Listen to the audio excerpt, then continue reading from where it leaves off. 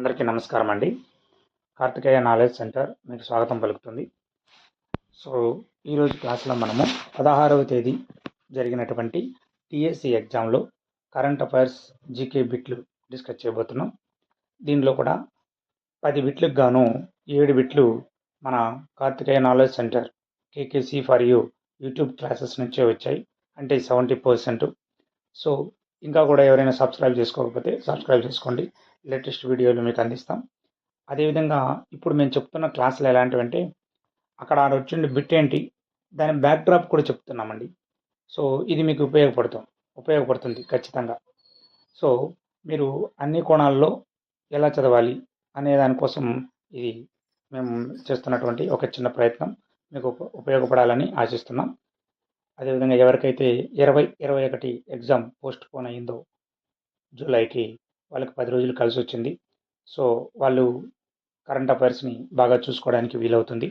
So మీరందరూ కూడా Karthikeya knowledge centre YouTube ఛానల్ని సబ్స్క్రైబ్ చేసుకుంటే మీకు లేటెస్ట్ వీడియోస్ అన్నీ కూడా నోటిఫికేషన్ రూపంలో రావడం జరుగుతుంది. అదేవిధంగా 17వ తేదీ రాయబోతున్నటువంటి డిఎస్సి ఆస్పిరెంట్స్ అందరికీ కూడా మనస్ఫూర్తిగా ఆల్ ది బెస్ట్ చెప్తున్నాము. టెన్షన్ పడకుండా జాగ్రత్తగా రాయండి. నెక్స్ట్ 18వ తేదీ ఎల్లుండి రాయబోయేటువంటి ఎగ్జామ్ కూడా బాగా రాయాలని కోరుకుంటున్నాం. సో 19 కూడా రాయబోయే వాళ్ళకి అందరూ కూడా all the best. Latest updates అన్నీ మేము ఇస్తూ ఉంటాం. ఓకే, నెక్స్ట్ వీడియోలోకి వెళ్దాం. మరి నెక్స్ట్ మొదటి బిట్ చూద్దాం. భారతదేశ గణతంత్ర దినోత్సవ వేడుకల్లో ఏపీ శకటానికి ఎన్నవ స్థానం లభించింది? ఈ బిట్టు ఆల్రెడీ ముందు సెషన్లలో అడిగారండి, సేమ్ బిట్టి అడిగారు. సో సేమ్ టాపిక్ నుంచే అడిగారనమాట. 13వ తేదీ సెషన్లలో అడిగారు. ఓకేనా. నెక్స్ట్ ఈ బిట్టు ఆన్సర్ ఏంటంటే ఏపీ శకటానికి 3వ స్థానం లభించింది. ఇది మనకు కార్తికేయ నాలెడ్జ్ సెంటర్ యూట్యూబ్ ఛానల్లో ఫిబ్రవరి 2025 మ్యాగజైన్, మార్చి 2025 మ్యాగజైన్లో పేజ్ నెంబర్ 28, 26లో డిస్కస్ చేయడం జరిగింది. ఫస్ట్ ప్లేసు ఉత్తరప్రదేశ్కి రావడం జరిగింది మహాకుంభమేళా శకటానికి. సెకండ్ ప్లేసు త్రిపుర 14 దేవతామూర్తుల ఆరాధనా శకటానికి, త్రిపురకి చెందినటువంటి 14 దేవతామూర్తుల ఆరాధనా శకటానికి సెకండ్ ప్రైజ్ రావడం జరిగింది. థర్డ్ ప్రైజు ఏపీకి చెందినటువంటి ఏటికొప్పాక బొమ్మలకు రావడం జరిగింది. సో ఏటికొప్పాక బొమ్మలకి ఆల్రెడీ 2 సార్లు డిస్కస్ చేశారు కాబట్టి మీకు గుర్తుంటుంది. మేబీ థర్డ్ ప్లేస్ కాకుండా సెకండ్ ప్లేస్, ఫస్ట్ ప్లేస్ దేనికి వచ్చింది అనేది మీకు తెలియాలంటే మనం ఒకసారి దీన్ని రెఫర్ చేసుకోవాలి. ఫస్ట్ ప్లేస్ ఉత్తరప్రదేశ్ మహాకుంభమేళా, ఈ సంవత్సరం మహాకుంభమేళా జరిగింది. ఓకేనా. రైట్. 144 సంవత్సరాలకు ఒకసారి జరుగుతుంది మహాకుంభమేళా. అంటే 2025లో జరిగింది కదా, అంతకుముందు ఎప్పుడు జరిగిందంటే 1882లో జరిగింది. ఓకేనా, గుర్తుపెట్టుకోవాలి. నెక్స్ట్ 76వ గణతంత్ర దినోత్సవం ఇప్పుడు జరిగింది. దీనికి ఇండోనేషియా అధ్యక్షుడు ప్రబోవో సుబియాంతో ముఖ్య అతిథిగా హాజరైనారు. ప్రతి సంవత్సరము golden India heritage and development ఈ పేరుతో 31 శకటాలకి ప్రదర్శనకి అనుమతి ఇవ్వడం జరుగుతుంది. బాగా గుర్తుపెట్టుకోవాలి. ప్రతి సంవత్సరం పాల్గొనే శకటాలు 31, అది కాన్స్టెంట్గా ఉంటుంది. సో ఎలా అంటే 28 రాష్ట్రాలకి 28, కేంద్ర ప్రాంతాలకి కలిపి మొత్తం 31 అనమాట.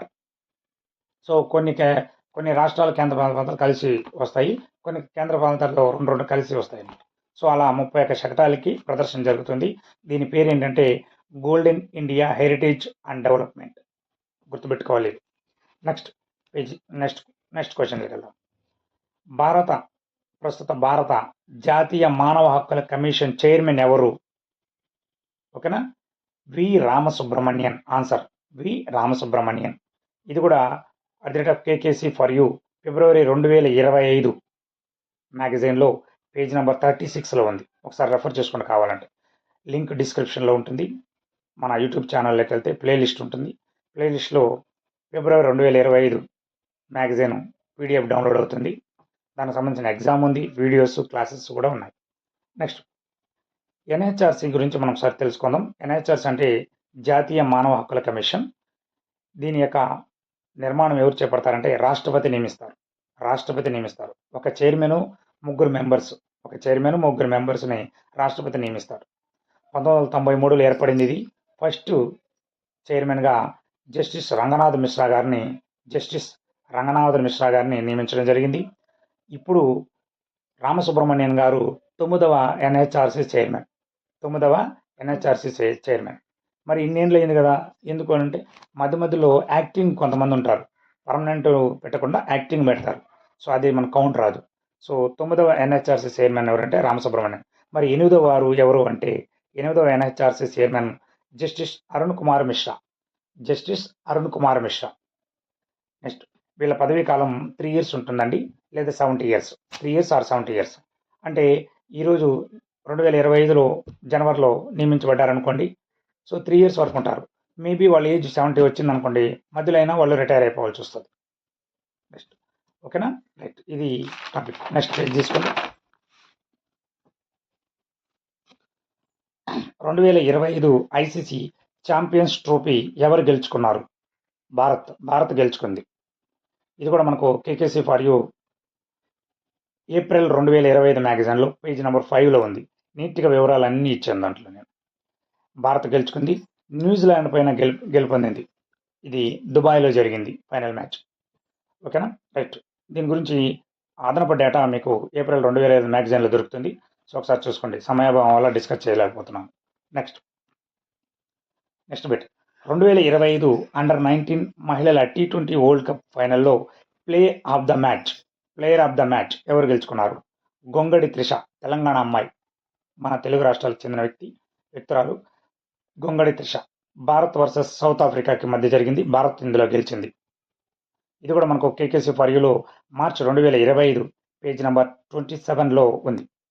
మీరు కేకేసీ ఫర్ యూ అని యూట్యూబ్ ఛానల్ చూసినా, కార్తికేయ నాలెడ్జ్ సెంటర్ అని చూసినా, దాంట్లో ప్లేలిస్టులు ఉంటాయి.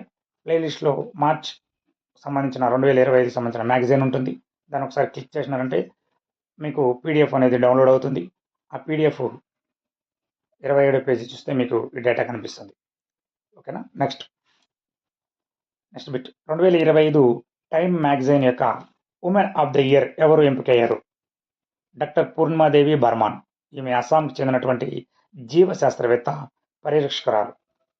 Next bit. జాతీయ బాలల హక్కుల కమిషన్ ఫస్ట్ చైర్మన్ ఎవరు అని అడిగారు. ఇది కూడా మనం డిస్కస్ చేయడం జరిగింది క్లాసులో.